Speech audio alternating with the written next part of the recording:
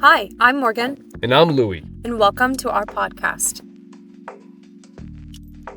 Welcome back to another episode of the Morgan and Louie in Portugal podcast. And this episode is going to be a really, really fun one for those of you who are interested in moving to another country, specifically Portugal, and bringing your animals with you.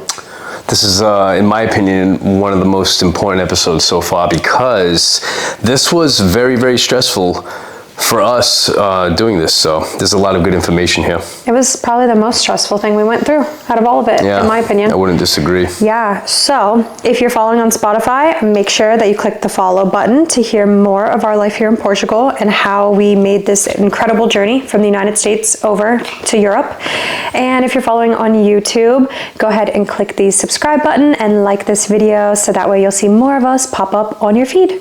Head and get into this because this is quite a bit of information. Just like the itinerary for San Miguel, we've got a nice little notepad here. That way I didn't miss anything because this is super important and there's a lot of room for error in making a move like this with your animals.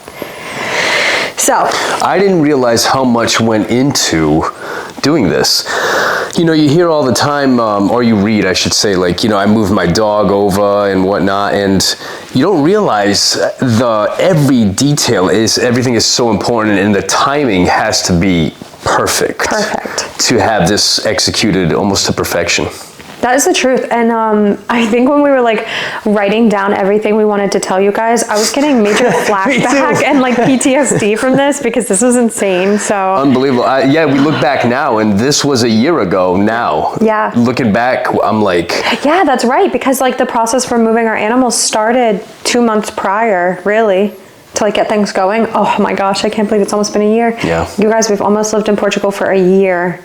Wow. What a ride it's been. Mm-hmm. Okay. Let's do it. So I broke this into sections. We're going to start from the beginning. And I want to preface all of this. I'm going to preface all of this by saying this is our experience with our vet, the vet in port, the specific airline carrier we flew with, our specific animals, and with Portugal specifically. So if you're moving to a different country, you'll have a much different experience. The requirements are very different. And if you're flying a different carrier, your vet, the airport you're landing in vet, all of it is going to be extremely specific to your situation. So we're just going to tell you our story and the requirements that we needed almost a year ago. Also keep in mind that things are constantly updating and changing, and you have to really stay on top of it and do your research. Absolutely. The very first part is pre-travel veterinary requirements. So super important, and the most important thing that you'll probably need in all of this is an ISO compliant microchip for your animal. ISO compliant microchip. What does ISO even mean? I don't even know what ISO means. It doesn't even matter. Your vet will tell you if it is or isn't ISO compliant microchip. Your animal is going to need an ISO compliant microchip. And the weird stipulation with Portugal is that Portugal doesn't really have a rabies problem with cats. So your cat must be vaccinated with rabies vaccine prior to entering the EU, Portugal specifically. And in order to do that, you need to have a microchip implanted into your animal first. I think in Portugal, it's required to have a microchip. This is my understanding. So they want you to have it when transporting your animal here. Excuse our chaotic animal. She's like Batman. Yeah. So 2 things need to happen here. You need to get a rabies vaccine, and in order to get that rabies vaccine, your cat or animal must have an ISO microchip. So if your animal does not already have an ISO microchip, you will take your animal to the vet and they will scan. Yeah, they'll scan just to make sure there is not one, even though they'll still scan. And then you will get an ISO microchip implanted, and then your animal can then have the rabies vaccine. If your animal already has the microchip, they will then just scan and make sure that it is ISO compliant, and then they will administer the vaccine. So your situation, obviously. Will differ. Yeah, and so our animals already had the microchips. we made sure of that because we knew we were going to move them eventually and that they were going to need them.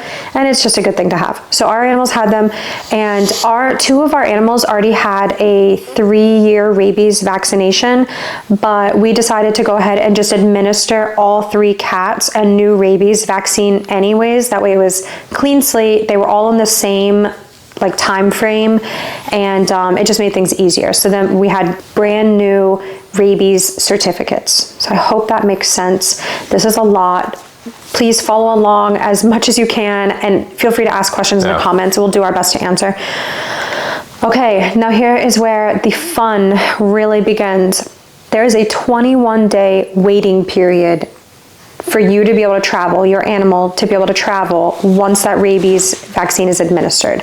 So for us, we knew we were leaving February 10th, 2025, which meant that we needed to get that rabies vaccine 21 days prior to like February 9th, essentially. And so we went ahead and did it. I think it was late December, early January. I think it was.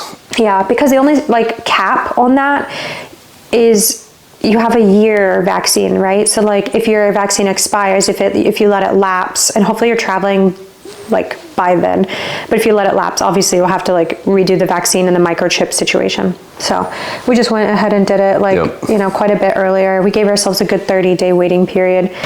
So that is pre-travel requirements. Now we're gonna go ahead and we're gonna get into the really heavy meat of traveling with animals, moving animals abroad, is the USDA health certificate. So this is for you guys who are in the United States and you're planning to relocate your animals. I'm not sure what other countries have. If you're in Canada and you want to move to Portugal, you'll probably have completely different organization and requirements. So like we said, our flight was going to be February 10th, 2025, and we had to get our animals to the vet and have the vet do an examination and submit a USDA health certificate electronically to the USDA organization, the federal government, 10 days prior to departing. Yeah, not arrival, departure. And like, this is where all hell kind of breaks loose for us specifically, because you think like, okay, that's not too bad. 10 days is a long time, but like it's not, because weekends don't count. When it comes to the government, obviously they're closed on weekends. So you really have to time things out perfectly to where the government has time, like the full work week to process your paperwork. And then you have to physically have those documents in hand when you board your plane. So like we had to have those documents expedited back to us by air, by mail, within 10 days. So for us, our situation was interesting. We were leaving on a Monday, and we went to the vet for the health certificates. I think it was the Monday before.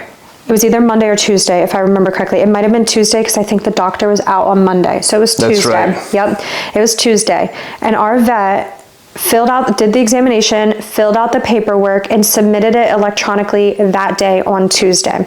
And then they told us that it's not guaranteed, but more than likely you'll hear back within 2 to 3 business days. So we're thinking, okay, it's Tuesday, so Wednesday, Thursday, hopefully by Friday we hear back. But we were stressing out because we had to be out of our apartment to go stay with my parents Friday that week. And then we were driving to New Jersey, so we would no longer be in the area of our vet Saturday and Sunday to be able to board Sunday night into Monday, essentially. Saturday, right out around lunch, we'd be leaving. Yeah, exactly. Yep. So we're hoping we'll get these health certificates back because we paid to expedite them via UPS, like mail, right? Delivery, not mail. But so we had 3 separate health certificates that were submitted, and Thursday rolled around and we were really stressing because we hadn't heard anything and neither had our vet. And so I actually found on, I think it was American and Friends PT on Facebook, the Facebook group that I had mentioned in one of our first episodes. I found a number for the USDA, and I remember like calling them in a panic, and they were so helpful, and they were like, there's nothing yet, just call back tomorrow. So I ended up on Friday. We're in the process of getting out of our apartment, cleaning it, about to do the walkthrough, making sure all of our bags are packed in the car. Rental, so we just sold our vehicle, just everything is going on. Literally the last minute. And I remember getting a call from the vet being like, I am so sorry to tell you this, but I got a notification that one of your health certificates is delayed due to problems with the aircraft, and I don't know if you're going to get it in time. Because if it might have been different if we were leaving from our home state, but we were driving to New Jersey that we were next living day. in, excuse me, I don't mean, we were living in Virginia at the time, and we still had to drive to New Jersey to fly out of New York. And we thought that would make our life easier because it's just a one-way flight, so the cats would have less time in the carrier, and we could just kind of like take our time. And it was a direct flight from New Jersey to... We wouldn't lose our luggage, so we thought that it would be much easier if we did that. So we're like, okay, well, what do we do? How do we do this? So I remember calling UPS. I got the tracking number from the vet, and I called UPS, and I'm like, where is this? Come to find out, the plane had mechanical issues and was in Wisconsin, and there was no way that we could physically get our health certificate in time. And the vet was like, the other two are on the way, because it was just one. It was just Zach's, and Lily and Chloe. Of course, it was his. Lily and Chloe's were like, they were coming. They were tracking it. They were arriving back at our vet in our area, and they were like, we're gonna get them. I just don't know when we're gonna get them. We're like, so this is Friday. What do you mean you don't know when our vet closes half a day on Saturday, and they were like, yeah, you're definitely not getting them on Friday. We're gonna get them Saturday. And I'm like, okay, well, when? Because like, you're gonna be closed, and we can't redirect those elsewhere, right? Like, anyways. So a few things here. The vet was like, I will, not our specific vet tech, but one of the like front desk ladies was like, I will come in on Saturday and I will wait. I will stay here while we're closed, and I will wait for UPS to deliver those health certificates. She did that favor for us. I can't promise that someone else would do that for anyone else, but we were extremely grateful, and she did in fact do that, and we had both health certificates in hand on Saturday. And we even were so like appreciative. We brought her a gift card and some donuts and thanked everyone for everything they did for us. And then the other thing was like, well, now what do we do with Zach, right? And we're like in a panic here. It was so stressful. And it's crunch time. We're leaving. Literally crunch time. We're leaving. I will add this too. If you're thinking of moving abroad, anywhere where your animals are involved with heavy like logistics, you should check with your vet now to see if they're familiar with this process. Because I don't think, I'm not trying to badmouth, right? But I don't think our vet had enough experience with that. So they were like, they could have sent all three certificates together, but they sent them individually. Come to find out, they could have actually sent them all together. It's just, it's a learning for everybody. It is. But it's good to ask now, and if you're planning on doing it in a year or so or whatever. Yeah, no matter how far in advance, it can't hurt. And then your vet also, because I think they have to be certified to do health certificates or something like that. So your vet may not be certified, but they may be able to direct you to a vet who is. So consider that you may have to travel to another vet in order to get this done. So there's a lot to take into account here, and it's definitely stressful. But look how thankful this one is right now. So now what do we do with Zach? Because we don't have his health certificate. It's like we're not bringing him. Yeah, right? You just saw him jump up in the window a minute ago. Okay, so he's got a crush on Pintish. Yeah, he does. If I remember correctly, I contacted the vet that we were... If you guys didn't know, that we just learned this too, moving here. There are vets located in every airport. Like they have little tiny offices, and there are vets located in international airports. So we're gonna get to why I know that and whatnot in a few minutes. But for now, I contacted them and I said, here is our situation. I have from our vet, from the USDA, the digital copy. I know that you need the hand-signed copy in person, but it's not gonna come. We have the other two, and I have the digital copy, and I have all of the certificates and anything else you could need. What are my options? And it's like, please, work with us here. We have all the proof that we tried to do this, and this is beyond us. Yep. Please work with us. Yep. So they contacted us back and they said, that's no problem. Come, arrive, and when you do, come see us, which you were going to have to do anyways, and we will take care of everything then and there. So I was like, okay, we will. So if I remember correctly, again, this was almost a year ago, so I know my memory's probably cloudy. That's what we did, and we felt a little bit of relief with that. So we printed out, and that was another thing that was absolutely insane to me. I had to wait for the vet to receive the digital copy and then send the digital copy to me, and then I printed that at our apartment complex while Louie is still trying to like load everything in and like, you know, because we don't have a printer now, and where do we go? And we don't have time to go to Staples. We're gonna have 3 cats in the car, and like insane. So I had to go print that, and that was like a whole ordeal. And then I felt like, okay, we're gonna get there and we're gonna be fine. Like this is like, I'm still obviously nervous, but I'm like, we can do this. I've talked to the vet, we're gonna be fine.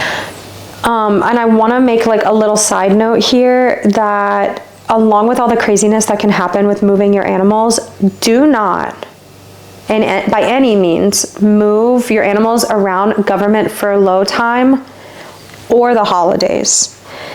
Because you want to talk about backlog, like who knows if the USDA, with the shutdown the US just had, who knows with the USDA how that would be impacted. How they would, yeah, exactly. Absolutely. And like Morgan was saying, holidays, be mindful of that. It sounds cool to, you know, arrive there on, you know, Christmas January or whatever. 1st, right? You're starting your whole life, but it's like, no, don't do it. Be mindful of things like that. Don't do it. That's why we moved in like February, because we were like, this is kind of like a dead time. You'll get cheaper flights. Yeah, it's cold and whatnot, but like, it just made more sense. Things were a little more quieter.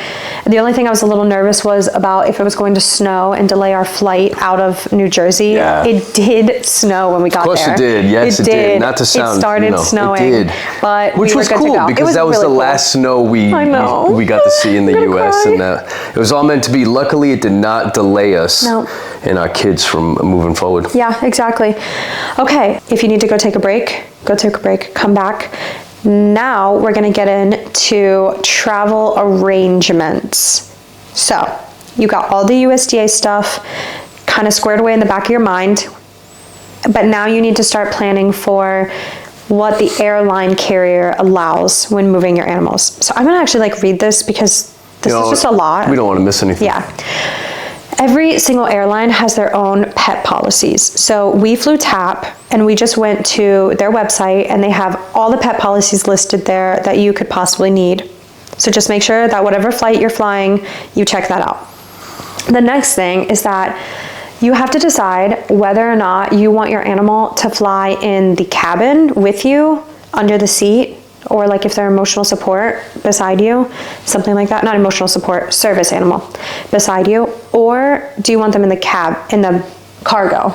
So cabin or cargo, you have to decide, because both are so different and they have different policies and stipulations with them. We did not want our cats to fly in the cargo. We just kind of felt bad. They were going to be alone, and then they were going to have to be checked in and like shipped off to God knows where while we wait for the plane, and they were going to be in their carrier for hours. And what are they, some sort of animal? Right, I know. And we just wanted to like be able to carry them with us and be done. Like when we get there, we wouldn't have to like wait for them to arrive, and then we could, you know, it just made more sense for us. They're just cats. It's not like it's like a 100-pound dog or something. I feel like it would have stressed them out even more. It would have. They would have been alone. It was a stressful situation for them. Yeah. And I mean, they're cooped up in a little. Yeah, exactly. And you think, oh, I'll just give them a little pill, make them go to sleep. You're not allowed to sedate your animal on an aircraft. You cannot. If they look even a little, you know, off, they're going to tell you cannot bring this animal. Yep, they will not let you board. So you cannot sedate them. Yep. Our cat has anxiety. We couldn't give her anxiety medication. Yep. Nothing. So, big deal. Okay, and then like some airlines, I'm not sure if this is all airlines, but TAP specifically had a animal to person capacity. So we have 3 cats, but there was only 2 of us. We could not bring 3 cats on board. So we had to decide Do we want to put one in the cargo, or do we want to ask somebody to come with us? Yeah, or do we want to put all 3 in the cargo, or do we want somebody to come with us? So we had my sister come, but obviously that's another expense, so you have to keep that in mind as well. Yep, that's a good one, because things you don't think about. We have 3 cats. Yeah, we're obviously going to get them all there together, but you don't realize, it's only going to be 2 of you. Well, now you need somebody else. Yeah. Like you said, it's another expense. It is. It's another expense, and I'm pretty sure flying them in cargo is more expensive than flying them in the cabin. I think that's why we went with the decision we did, because it's like it was going to cost us more to put them in cargo, I think. It was like $150 each in cabin. I think it was like $250 for cargo, so for TAP specifically.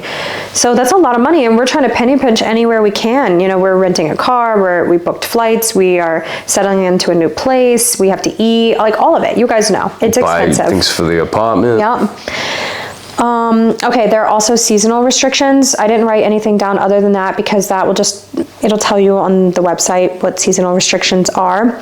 And then based on if you're flying them in cargo or in the cabin, your pet's carrier will have different requirements. So like in the cargo, your pet must have a hard box, like a hard carrier. It can't be like soft, mendable, whatever. I don't know if that's the right word, malleable. And it has to be certain dimensions, so that way if luggage falls on them, they don't get hurt. You must also, in some airlines, tape like their paperwork and extra food and whatnot to their little carrier, because if they get lost or something, they must be able to feed them. I've also seen, for those of you who are planning on putting your animal in the cargo, put an air tag with them, so that way you can track them no matter where. So they don't end up elsewhere. So that's really scary. I don't want to scare anyone. We had a fine situation. Other than the health certificate, getting them there was nothing. I mean, again, they were there with us the whole time. If you have a direct flight, you'll be just fine. Your animal will be on that plane with you, and they will arrive, and you'll just wait for them, because you literally can't bring a huge dog into the cabin with you. Kind of looking back now, I realized that I probably would have been fine with putting them in the cargo. You think so?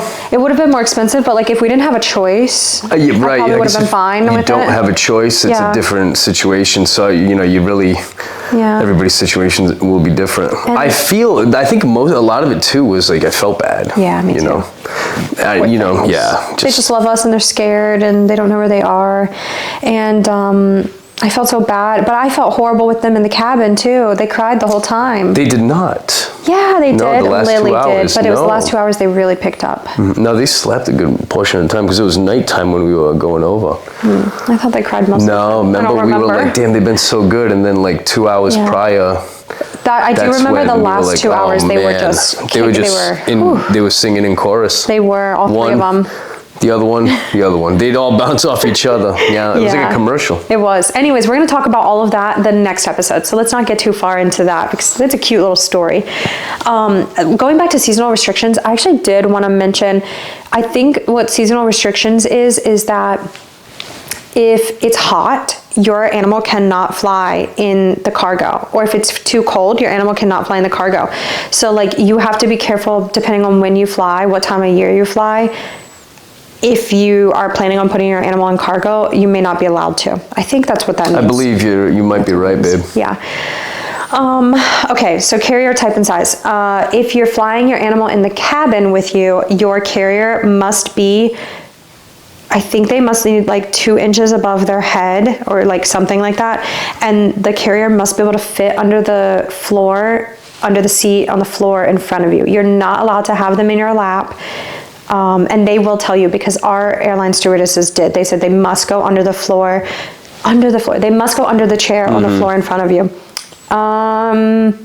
They have to be breathable. Like there has to be like mesh on at least 3 sides of the actual carrier. So that was a big thing too. Puppy pads are a requirement, right? Yeah. The next thing is you must reserve a spot on the flight for your pet, because most airline carriers will only allow so many pets on one flight.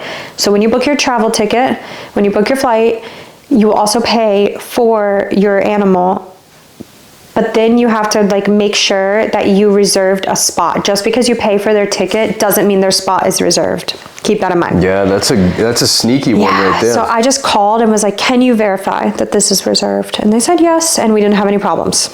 So, all right. Oh, another thing. We thought we were going to fly first class with TAP with our animals. We were like, bougie. We don't know when we're going to fly again. We've got a lot carry. Let's go ahead and fly first class. Mm-hmm. And we go ahead and book the ticket, and it was like, no, you can't, not with animals. Mm-mm. So there goes that, Yeah, so we flew like the best option we could. It had a little more leg room and whatnot, but like can't fly first class. We wanted to sleep. I wanted to lay down in the plane. Anyways, okay, and then the last part of this section is that you're going to have to contact, let me backtrack here. I learned randomly while doing research one night that you can't just show up, that you have to, you have to literally tell the airport that you're arriving with animals. I didn't know that. I thought if I had the health certificate, I would get checked at customs and that would be it and they would be fine. But no, that's not true at all.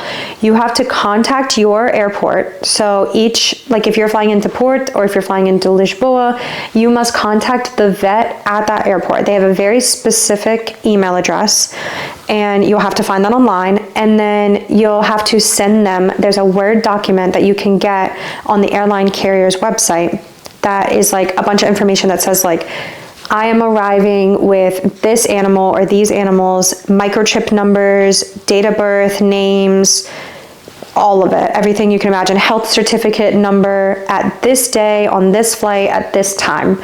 And you have to send that at least 48 hours prior to arrival to the airport, because the vet must be present in order to accommodate you. If you do not send that and let them notify them of your arrival, they may not be there and you won't be allowed to enter the country with your animal. So, that's in case you were wondering. Turn around and go back. No, seriously though. They will literally make you book a flight right then and there, and you have to fly back. So, okay, everybody take a breath. Whew, I'm having PTSD.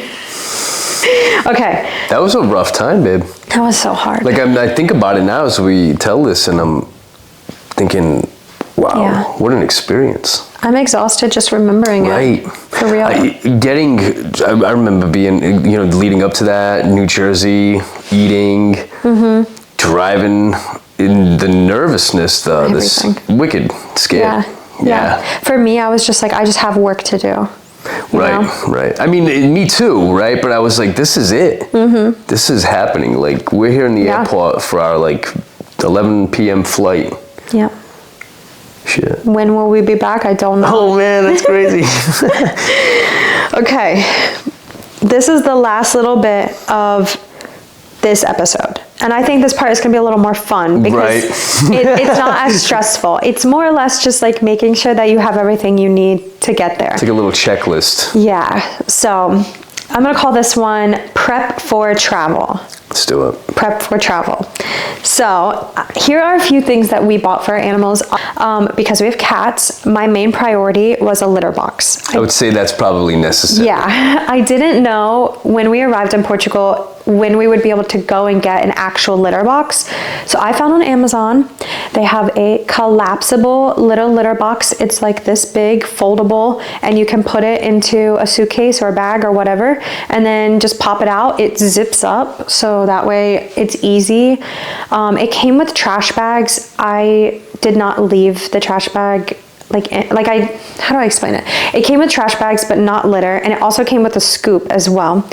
And so what we did specifically is we bought a carry-on size suitcase, just like a hard shell carry-on size suitcase. And we had 3 of those, one for each of us and then one for the cats. Yes, the cats got their own. They had to, suitcase. 3 of them. They get a lot of stuff. They had a lot of stuff. So we had that litter box with the scoop and the trash bags. And then I just took a Ziploc bag, filled it with the litter that we normally use for them. And then when we got to the airport, I opened it up and I tried to see if they wanted to use it. We also went to the hotel, and so we threw away the old litter boxes we had, and we just brought that collapsible one and put that out at the hotel room for them the night before our flight. So that was actually so useful, and I highly recommend it was so affordable. It was like $30, I think, for that. And absolutely recommend that. So we bought a litter box. Yeah, definitely. It's so much easier than bringing one of those plastic ones. Yeah, because they're chunky, you know. Yeah, exactly. Plus, you're not going to get that on the plane. You can't carry it on the plane. Yeah. Obviously, we bought carriers, so we bought 3 soft black carriers. Specific dimensions. Specific dimensions. Whatever your airline requires. Excuse me, babe. No. Whatever your airline requires, the specific dimensions for those carriers. Absolutely.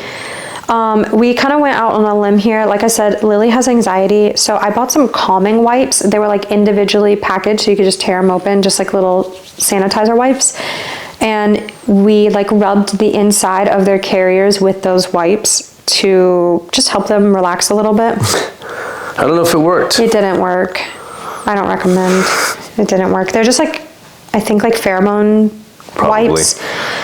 What else? Oh, I also bought some baby travel disposable bags. I found them just like in the baby aisle. They come like, you know, those like wipes with the pop top, and you can just pull out one bag. They're small, and that way if I needed to like throw something away, I had some trash bags. Nice.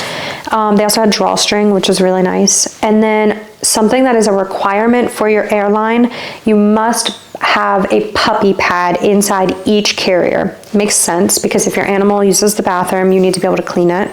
Soak it up. Yeah. So I obviously bought like a good pack of puppy pads, and in fact, I loved that so much that every time I go to the vet now, I use them in their carriers anyways. So they're great.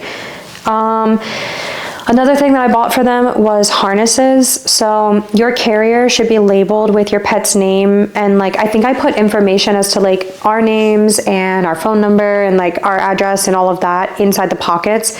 But then like on the zipper, I put their microchip and their rabies certificate. So that way that was just there. We knew who was who. And then because I didn't have a collar on them, I just put a very basic skinny harness in case I needed to grab them or whatever. And we'll get to that in the next episode. We'll talk about like traveling to the airport and being at the airport and then arriving in Portugal. We're gonna go over all of that. So I bought them harnesses. I think it was a great idea. I even still will use them on Zach if I take him outside or something. It's cute. Can you imagine your cat running away from you in the airport? Oh my gosh, it happens. It happens. I've heard horror stories of people, because you have to take your cat out to go through the scanner. And I have heard horror stories of people whose cats got so scared that they frantically, you know, panicked and jumped out of their arms and ran in security, and everybody's chasing a cat in the airport.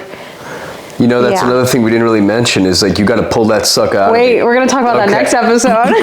Nope. Okay. Oh, something you don't have to buy, but we did, and we didn't even use it. We ended up just using it in the house for them to play in, is I thought, well, we're going to be in the airport for a bit. Yeah, this was a good idea, though. It was a good idea. I was like, we're going to be in the airport for a bit. I bought a pop-up tent, like a small one for these guys, thinking like they can get out of their carrier for a little bit and go in that tent. And they ended up just using it. It was just kind of, the airport was absolutely packed. It was so packed. So to even pop that thing open there, it's kind of small, but it still takes up space. And we were literally like... Yeah, it was so packed that, oh my gosh, I forgot about that. Yeah. We were all like crammed in a corner, just like all of us. And like, this is absolutely unnecessary. And it was a really nice gesture, but this was totally a fun one. Not required. Yeah, but this was just because we felt bad. Tell them. We decided to make little apology bags for everybody that was going to be sitting around us in the airplane, because we know our cats and we know they're gonna start singing pretty loudly. Fortunately, they didn't do too bad. And so we made little bags. They had little earplugs in them, right? A little wipe. A little hand wipe and a mint. Yep. And it was just a kind gesture from us. And we asked the stewardess if we could pass them out if we needed to, and she was cool with it. Yeah, and I remember at the end when they were screaming, I tried to give like the people around us one, and nobody wanted one. Yeah. So. We'll talk about that next episode. Yeah, okay. Make sure that you have, this I feel like is a no-brainer, but just in case, if you're making a checklist, make sure you have additional food, water, and treats. You're gonna want them. Who knows how long they'll be in their carrier, if your flight is delayed, whatever.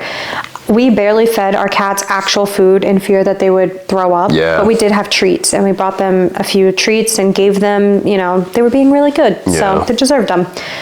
It was a long day for them as much as us, and their animals, they don't understand what's going on. You feel bad for them. I'm pretty sure moving here made Lily's anxiety worse. I think so too, yeah. Yeah. Something really cool that I don't know, I got the idea somewhere. We, for 2 weeks prior to the travel day, we practiced every single day putting our cats in their carriers, and we gradually increased the time. So I think we started out with like 10 minutes, and then, we did like 15 minutes the next day. And then eventually we did it one day. We had them in there for like over an hour or more, just practicing. Like, you guys are going to have to be in here for a long time. So progressive overload. They're not at the gym. Okay, so highly recommend that if your animal has to go in the carrier, just put them in there while you're out and about. Yep. Make a lot of noise, like go about your day. Yeah. 5 minutes start, and then the next day, just keep adding a minute or so. He felt so bad for them at first, and I'm like, they're gonna be in there for hours. And I was like, you're right. But they're in our home. They're just on the floor in the living room, and you're like, well, meow, meow, meow. And you're like, oh. Chloe was like tumbling in hers trying to get out of it. That's right. I forgot about that. Okay, the last thing, and we're gonna go over this in the next episode as well and tell our little story, our little experience. The very last thing is you're going to need a folder with all of your pets' documents. So make sure that you have a folder, you have all their health certificate, their rabies certificate, any other medication requirements, anything your pet may need to board that plane, because they're going to ask for it when you check in at the airport. Don't keep them mixed in with your documents. Do it. Trust us. Keep it on its own. You'll be happy that you did. Yeah. So, okay, I feel like I can breathe again, and I feel like I will never have to relive that situation. So. Yeah, when we got here, they'd be like, oh, just in case you want to take them back to, I'm like, I don't think that's going to happen anymore. That was a lot.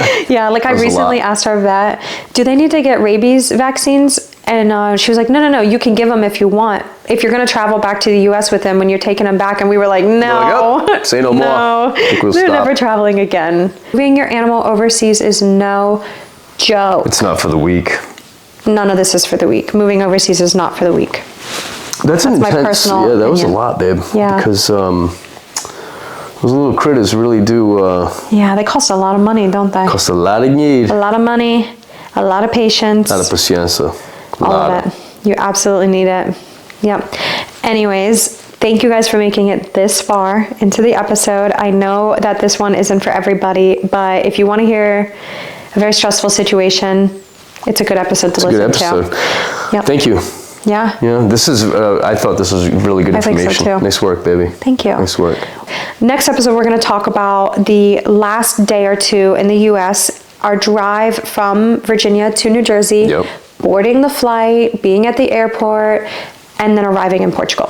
So it's a pretty intense one too. Yeah, you guys have followed along for our adventure, our journey this far. And next episode, you'll finally get to hear our story about the moment we stepped foot into Portugal. We will see you guys next week. Beijinhos. Até logo.